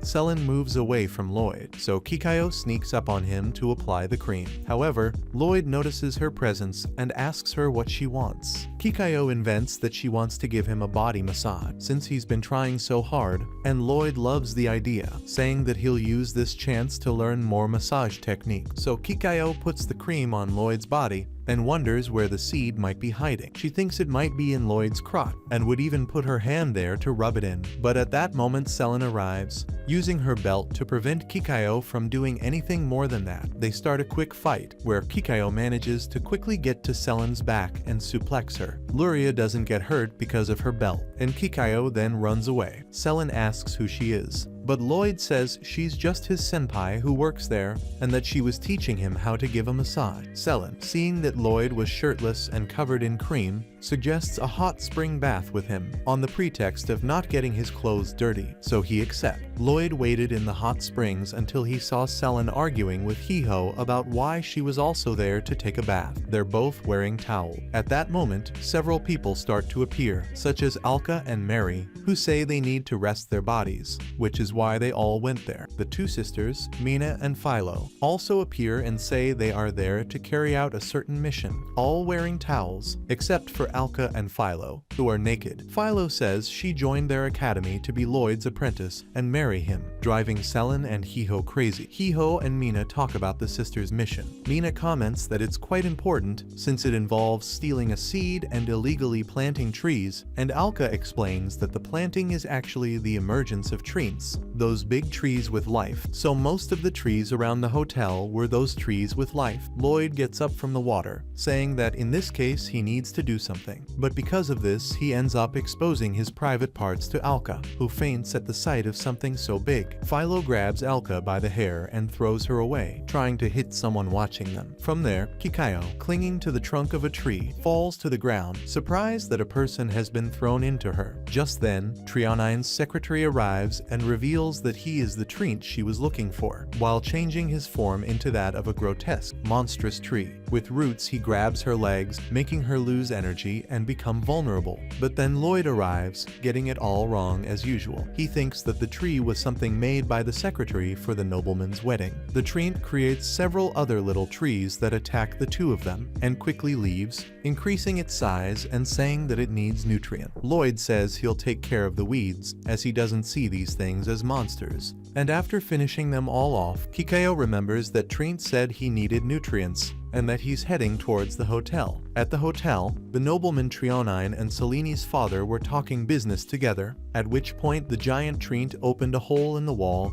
and told Trionine that he was tired of the nobleman's arrogance, and admitted that he had stolen a special seed and started planting illegal trees, and that he had put several people into comas to ruin his noble reputation, with the aim of wiping out everything he had. The monstrous tree attacks with roots, but the girls who were in the hot spring arrive. Preventing the roots from touching the men, Mina tries to drive the tree away with fire. But when everyone realizes it's no use, Philo decides to kick the tree away, pushing the creature back. Hiho says that since magical power doesn't work, she has a certain plan, so she asks Selene to hold off the monster while she runs away. Selene does just that, jumping towards the creature and cutting through the roots that were coming towards her. But the creature is too strong for her to advance that far, so she backs off. And at a moment when part of the Kai Hotel is heading towards Selene, her father comes running and pulls her away from the wreckage, getting caught instead. Meanwhile, Hiho attacks with Allan, who has woken up in the middle of the confusion. They both use incendiary bomb, holding the treant, so that Mina creates a water dragon as big as the monstrous tree. And so the dragon wraps itself around the monster, while Hiho makes diamond dust join the water, acting as a crystallizing effect and trapping the treant inside the diamond. But the creature doesn't stop,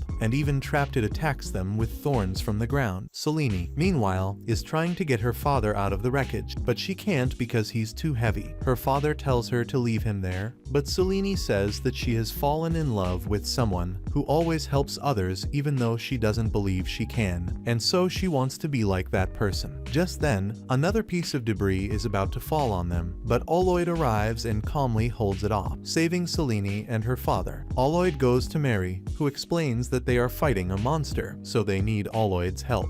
Lloyd, determined to help, heads towards the monster. Lloyd gets close to him and throws a punch that breaks even the diamond. He He picks up a red sphere, which he thinks is the core of the whole thing. He breaks it, and so the monster dies. Lloyd is very happy to have done this. After all, for him, this was the first monster he had defeated. From afar, Shoma watches and congratulates Lloyd. On the ground next to him is Elka, trapped in some magic. Alka wonders if he's involved in all this, and Shoma confirms it. And before he leaves, he says that the day was intense, which is one of his catchphrases in the anime, and then he leaves. The next morning, Alka sets about repairing the hotel, healing the wounded, and messing with some people's minds to make them forget everything. After all, something related to a demon lord has happened. Selene's father apologizes for not paying attention to his daughter's feelings and asks Lloyd to take care of her. And so Selene hugs the boy, saying that they should get married right now, as he already has her father's confirmation. Meanwhile, Alka says she's very tired from having used up a lot of energy, so she deserves a massage. Lloyd says he learned how to massage the day before, so he can help her. She accepts, and so Lloyd goes after her, grabbing her around the waist and performing a suplex on her.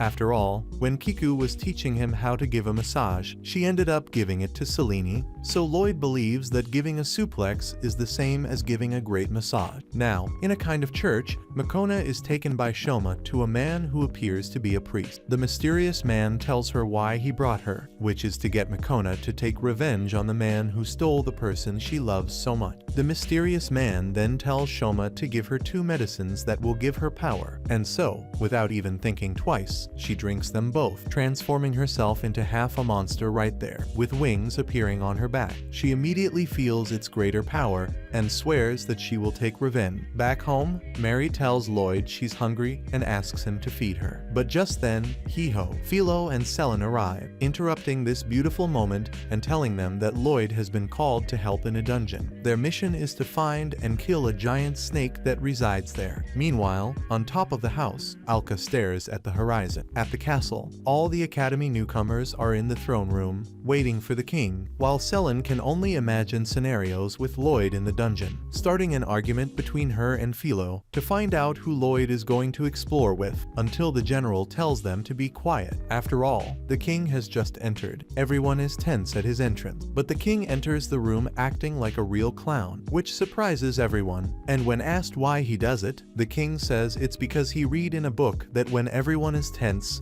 it's very good to make a joke. After that, he leaves the room, leaving the general to explain the plan. She says that the army, including her, will provide security outside, while they, the newcomers, will have to explore the dungeon and find the snake. Meanwhile, Shoma talks to that man from before, in a random coffee shop. The man says he found something in a nearby dungeon. He goes on to say that maybe this someone or something was being hunted, and that's why he's going to put an end to it before anyone gets to it. It was a complicated conversation that I didn't understand at all. Later, in the same place, Alka appears, looking at the coins that the mysterious man left on the table. She was following the tracks of the two, and after seeing the coins, she says that she doesn't know what's going on, but that she'll find someone called Sue. Outside the dungeon, everyone is getting ready to enter. The girls notice that Allan is standing a little way back, so he says that he's going to defend the door, and the girls laugh, saying that he's just afraid to go in. Mary was on her way home with her shopping, until Alka approached her and asked if there was a dungeon nearby. Mary confirms that there is, and Alka tells her to show her where it is, as she believes that in that dungeon there is one who knows her. And after she asks Mary for help, they both fly out of there very quickly. Inside the dungeon, the 4 of them are walking around, looking for the snake, until Philo stops the girls, without even realizing that Lloyd has gone ahead. Philo asks Hiho if she's in love with Lloyd, and Selen also takes the opportunity to ask her about it. After all, lately she's had several moments alone with Lloyd. Hiho feels very pressured, but before she can answer, they hear a noise and believe it's the snake. Elsewhere in the dungeon, we see Mary climbing out of some rubble, wondering if they really did fall from that height. Alka comes out of the smoke, saying that now Mary can leave, and so she goes off punching holes in the wall, saying that she needs to find someone, leaving Mary completely alone. Mary tries to get out of the dungeon, until she finds several routes that lead her to Makona. Mary asks her if she's possessed by a treant, at which point Makona wakes up, happy to see Mary. Mary asks what's going on, and Makona says she wants to get back at Lloyd for stealing the love of her life. Mary asks who the love of her life is, but Makona prefers not to answer. After all,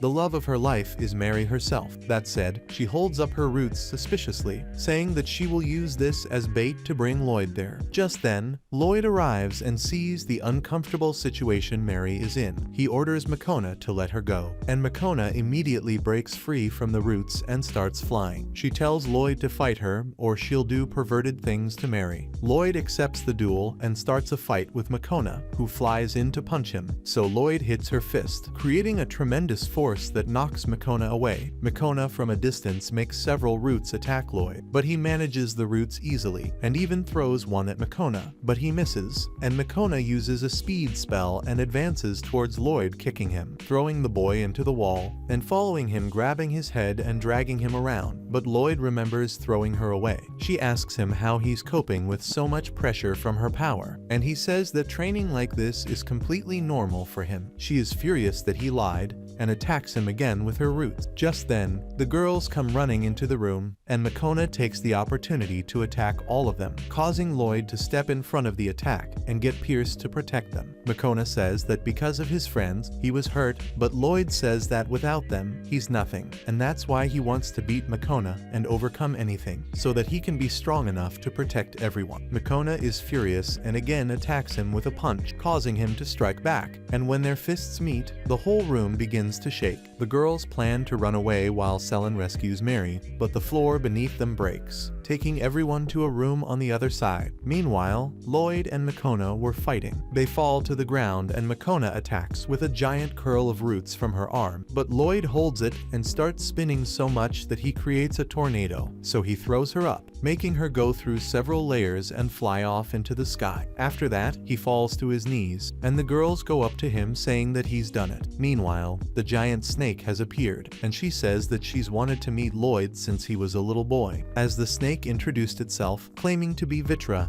the guardian beast of Conlan, it said it was there because of the knife, which had cut off a piece of its tail, while showing how angry it was with it by wriggling back and forth. Just then, the mysterious man enters the room and asks Lloyd what he looks like. Lloyd, seeing his bad aura, says that he looks like the evil man, and so the man smiled, saying that he had finally found someone who could see that.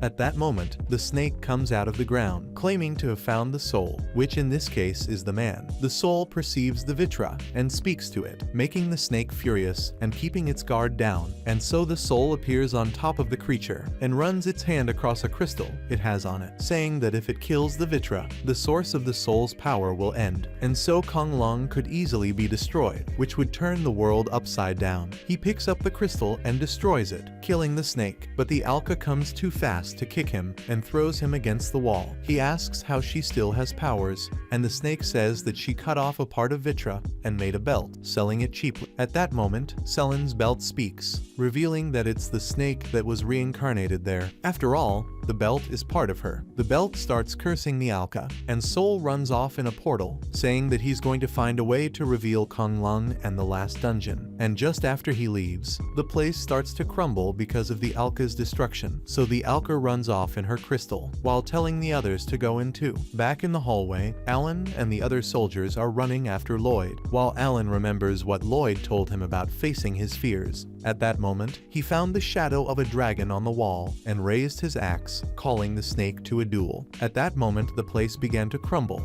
and so the soldiers think that Allan's will has made the whole place crumble. Being impressed, after all this, the king congratulates Allan on having scared away the snake and names him a dragon slayer, even though Allan says several times that he hasn't done anything. Meanwhile, at Mary's house, everyone is gathered together, until the Alka emerges from the closet and puts a bag on Selen, saying that he's going to take her to Conlan. This brings us to episode 10, and we see that an exhibition match is going to take place between the kingdoms of Azami and Dio, as a way of presenting their current situation as allies. The king then says that he will send his strongest warrior, Allan. After all, because of what happened with the giant snake, Allan is now being praised by everyone as the great dragon slayer. Meanwhile, the Alka is gathering people to go to Conlan, and they're going on foot because they need to meet a goblin at the entrance. Meanwhile, Hiho is very excited. After all, she imagines that Conlan is a place full of treasures. Selen is equally happy because she will meet Lloyd's relatives and convince them that she should marry him. And finally, Philo is also excited, as she will meet many strong people in the village of Conlan. Meanwhile, Mary shouts at them, saying that they are going there to fix Vithra, the Conlan guardian who has been reincarnated in Selen's belt. In a cave, everyone meets Elg, the elf who asks everyone to call her teacher, and everyone is impressed by her appearance. After all, she looks like a child, and they don't seem to believe that she is hundreds of years old. Elg fights with Vithra about the snake leaving its guardian post, and Vithra says it was Hawka's fault. Elg stops playing games and makes everyone enter the portal, finally taking them to Conlan. Everyone is very impressed with the place, and even comments that the air is cleaner, and the place is very peaceful. Hiho says that it's very different from what she imagined. After all, she thought there would be houses made of gold or something, but she still believes that they shouldn't let their guard down just yet. They reach a village, and immediately Hiho and Philo feel enormous pressure. After all, they are all very strong. They see a family jumping and running at an abnormal speed, as well as an old woman firing a letter up a mountain, but missing the target and saying it's because of her old age. Lloyd says that they send letters like that, and an old man asks the same old woman to put magic in a cannon so that it flies away, and she does, launching the old man up the same mountain, but missing the target again, and thus saying the same thing about being old. Everyone is impressed by this, and says that in fact nothing there is normal. Just then, an old man carrying a giant fish arrives, and Philo goes up to him in a fighting stance, saying that he must be Pirid, the ogre lord, and that she wanted instructions from him, because that was Pirid's style. The old man says that it's been a while since he's seen that stance outside of morning exercises, and so Philo discovers that his fighting style is an exercise in health and physical fitness for the elderly of Conlan, and is thus dismayed. The old man laughs and says he'll instruct her, but now he's carrying that fish, so Hiho greedily says she'll carry the fish for him, but as soon as she picks it up, she can't bear the weight of it, so they go to his house, and Hiho is left lying on the floor destroyed after carrying that fish. The general who went with Chromie asks Alka where he was, so Alka remembers that they came to see this person, and tells her where it is, calling her General Fofa. She and Chromie run out into the fields, where they find Murderfin wearing only a loincloth, tending the wheat. They go to talk under a tree, and the general says she's surprised to see him wearing a loincloth. She can hardly look at him. After all, the guy is half naked, and he confuses why she's acting strange, asking if she wants to go to the bathroom, and says she can do everything right there on the ground, as he'd be grateful for her fertilizer. This makes her very angry, and she attacks him with a punch, while reflecting to herself how she fell in love with this guy. After that, the generals ask Murderfin when he's going back, and he says he doesn't intend to. After all, he loves the life he's been leading in the countryside, and that looking after the wheat and watching it grow is great. At the old man's house, Selen sees a lot of people gathered around Lloyd, and believes that they are his family, so she goes over to introduce herself and give them their wedding forms to sign, but a noise interrupts the moment, and so Alka says it's a flying largato, disturbing them again. Ryu, excited, says she'll put an end to it, but going outside, she sees it's a dragon and runs off. At that moment, a paper airplane cuts off the dragon's horn, making it fly away, and so the children of Kulin play with the papers and complain about the fact that the largato has gone. They even fight over the creature's horn. Just then, Ryu and Selen start talking. Ryu is sad because her plan to get rich hasn't worked out yet, and Selen is also quite sad because the paper airplanes were actually the wedding forms she brought. Inside the house, at the dinner table, all of Lloyd's family and friends are ready for dinner. Alka says that everyone should celebrate because she and Lloyd are getting married, which makes Ryu, Selen, and Philo furious with her, but the old man smiles and says that this is the classic joke of the village chief, so he thanks everyone for coming and says that this dinner was in celebration of Lloyd becoming a soldier. The animated Meltfangs say they hunt everything they're eating, being a basilisk, a kraken, and the damned peppers, and so they realize that everything they're eating is monsters, but it's all still very delicious. Out of nowhere, Ryu applies to clean all the dinner dishes, and just as she starts to organize things very quickly, Elk, the sick one, suddenly appears and says that her curiosity and willingness is very impressive, even though she does it all for money. At that moment, some relatives were leaving, so Lloyd's aunt asks which of the girls was Lloyd's girlfriend, and Lloyd embarrassedly says none. The aunt says that her vote goes to Ruru. After all, she is very helpful and a good girl, who always steps aside when a job comes up. Old Pretty says he supports Philo. After all, she's strong and honest. The two of them are at a loss, and Philo thinks she's won the approval of his parents, which makes Selen indignant because the two girls have won a lot of family points, and she hasn't managed to win the affection of any of Lloyd's relatives. After that, we see Elg and Alka talking together. Elg asks about that man Sue, the villain who looks like a priest. Alka talks about his plans,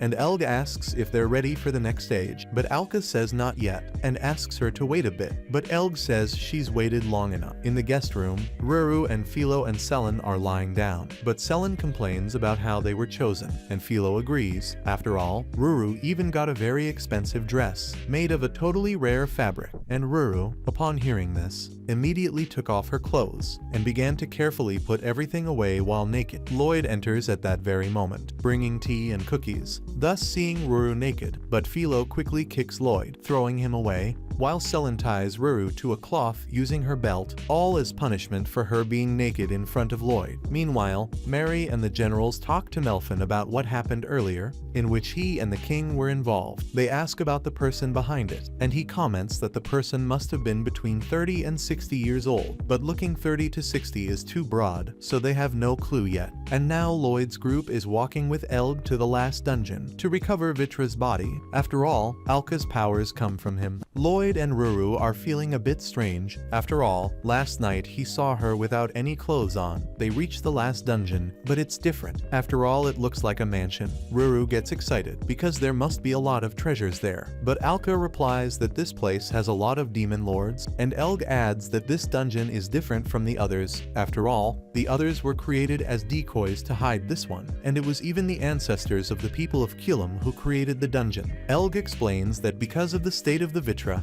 the powers of the Alka were out of control, and if they used the key to open the dungeon now, the demon lords would come in droves. Ruru asks what the key is, and Elg says it's the sacred sword, which is even in Zazane's possession. Elg asks for the sword to be brought to her, and she also asks Selen for the Vitra. Selen hands it over very sadly, saying that the time she spent with it wasn't so bad, and unlike Selen, the Vitra is very happy. Elg brings up a kind of kitchen, where she starts to prepare meat with the Vitra wrapped up, and after showing the ingredients and how to prepare it, she puts the Vitra in an egg, and after 3 hours, it was ready, and the process of making all that meat was just the wrapping. So she calls Alka, and when she gets close, she stabs Grandma Lully in the head, and Alka feels pain, revealing that she is totally without her power. Elg says that now she only has the strength of a 9-year-old child, and the mentality is the same, if not worse. Elg says that they should go back to Zami, to the tournament that's about to take place, and calls Alka to talk to her alone. And while everyone is leaving, Elg is walking with Alka in the forest, and Alka, unaware of the terrible situation she was in, was saying that she wanted to take advantage of her current weakness to make Lloyd take care of her. However, Elg pushes a hidden button on the floor, causing Alka to fall inside, injuring herself in the process. Thus, Alka realizes that she has actually sealed Vitra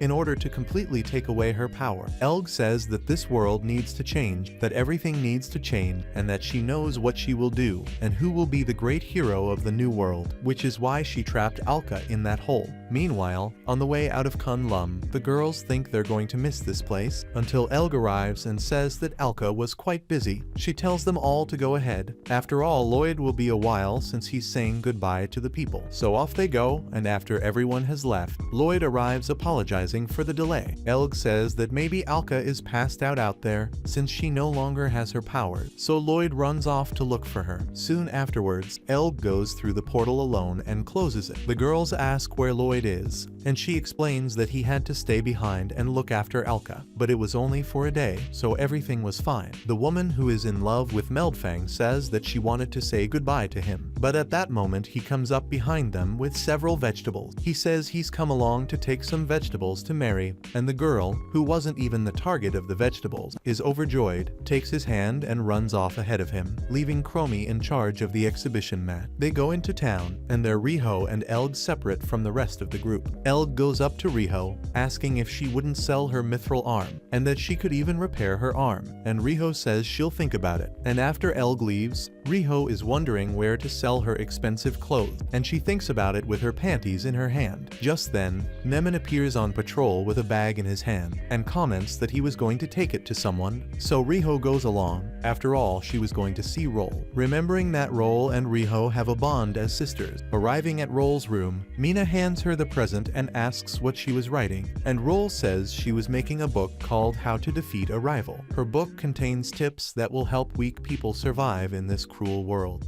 Hiho takes the opportunity to ask Roll who the man was who told her to take the sacred sword, and she says that it was a man, asking him what he looked like. Hiho remembers that old man who confronted Lloyd and Alka. Roll said he had a child with him who made lollipop noises in his mouth, and so Hiho remembers Elle. She always has a lollipop in her mouth, so she gets a bad feeling. In the area where the exhibition fight will take place, Hiho and Mina reach Chromie, and so the general assigns Hiho and Mina the task of protecting the king, not finding what he will have with another king. Hiho realizes that Saul, the villain, and Lloyd's brother, Shoma, are there to watch everything, and she finds this very strange. When the king arrives, she tells him that perhaps Azami is in danger, and the king tells them to have some tea and talk together. After all, because they were Mary's friends, they were very trustworthy people. Meanwhile, Alka was trapped alone in the hole, at which point Lloyd arrived and pulled the rock out of the hole and jumped in. Finding her, Alka asks why he was there, and he says that Elg warned her that she was in danger. Alka asks how he found her,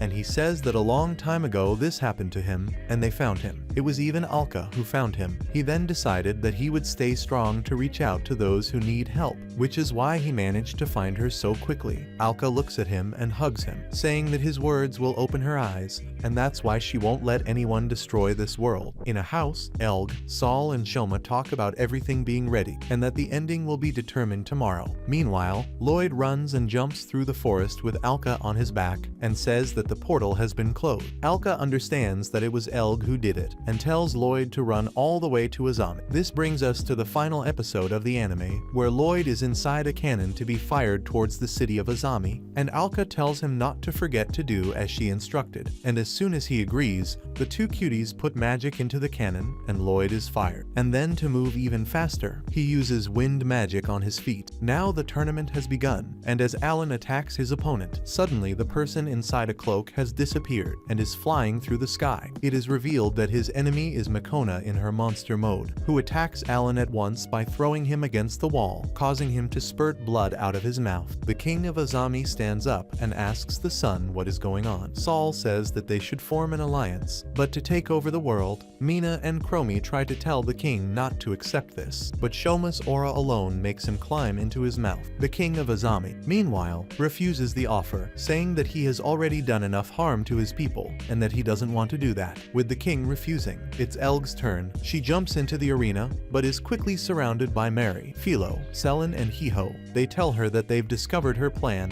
and that they're going to join right now. Elg laughs at them. After all, they're just normal people against someone from Conlan. But Selen says that until now they've only depended on Lloyd, but this time they want to be strong enough to walk alongside him and not be carried around anymore. Elg gets angry at this, and so summons several giant insects that start attacking the people in the arena. She asks what they will do now that she has so many hostages, but Mary tells her not to underestimate the people of Azam, so they all start fighting the monsters. Shoma says that they foresaw everything and replaced the people in the Colosseum with soldiers in disguise. He comments on how intense it is, at which point Meldfang comes after everyone, telling them to leave, and then he challenges Shoma to a fight, saying he'll show him the wonders of agriculture. All this while he transforms into a thong and attacks Shoma. His attack destroys part of the arena and causes both him and Shoma to fall to the ground. Shoma realizes that Meldfang is carrying two divine weapons, so Meldfang tells him that he's going to show him how life in the countryside isn't boring. However, Shoma disagrees and says that not just the countryside, but the whole world is boring, and that in order for his brother not to feel that same boredom, he's going to create a world that needs a real real hero. That said, Shoma moves very quickly towards Meldfang,